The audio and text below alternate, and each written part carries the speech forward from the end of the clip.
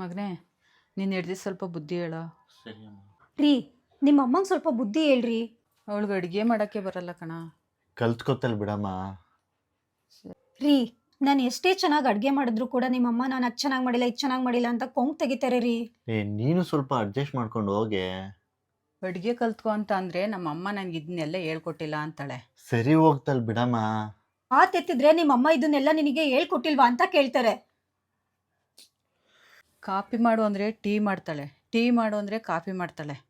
Coffee ಮಾಡು ಅಂತಾರೆ, ಮಾಡಿದ್ರೆ ಬೇಡ ನನಗೆ ಟೀ ಮಾಡು ಅಂತ ಹೇಳ್ತಾರೆ.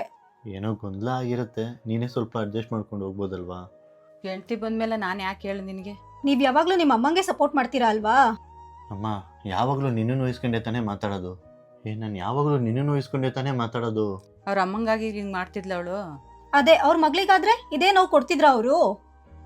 ಅಮ್ಮ ಯಾಕೆ ನೀವಿಬ್ರು ಅಮ್ಮ ಮಗಳು ಥರನೇ ಇರಬಾರ್ದು? ಬಾಯಲ್ಲಿ ಬೈಲ್ ಸ್ವಾತಿ ಇಲ್ಲೋ. ಅಮ್ಮ ಇನ್ಮೇಲೆ ಅವನ್ನ ಸೊಸೆ ಥರ ನೋಡಬೇಡ, ನಿನ್ನ ಮಗಳು ಥರ ನೋಡು. ನೀನು ಅಷ್ಟೇ ಕಣೆ, ಅಮ್ಮನ್ನ ಅತ್ತೆ ಥರ ನೋಡಬೇಡ, ನಿಮ್ಮ ಅಮ್ಮನ ಥರ ನೋಡು. ಆವಾಗ ನಿಮ್ಮಿಬ್ಬರ ಮಧ್ಯೆ ಯಾವುದೇ ಭಿನ್ನಾಭಿಪ್ರಾಯನೂ ಬರಲ್ಲ. ನಾವು ಗಂಡ್ಮಕ್ಳು ಹೊರ್ಗಡೆ ಫ್ಯಾಮಿಲಿಗೋಸ್ಕರ ಎಷ್ಟೇ ಕಷ್ಟಪಟ್ಟು ದುಡಿದ್ರೂ ಅದು ನಮಗೆ ಕಷ್ಟ ಅಂತ ಅನಿಸೋದಿಲ್ಲ. ಈ ಜಗತ್ತಲ್ಲಿ ಅತ್ತೆ ಸೊಸೆ ಇವರಿಬ್ಬರು ಮಾತ್ರ ನಮ್ಮನ್ನು ಅರ್ಥ ಮಾಡ್ಕೊಂಡ್ರೆ ಸಾಕು, ನಮ್ಮ ಜೀವನ ಎಷ್ಟೋ ಚೆನ್ನಾಗಿರುತ್ತೆ.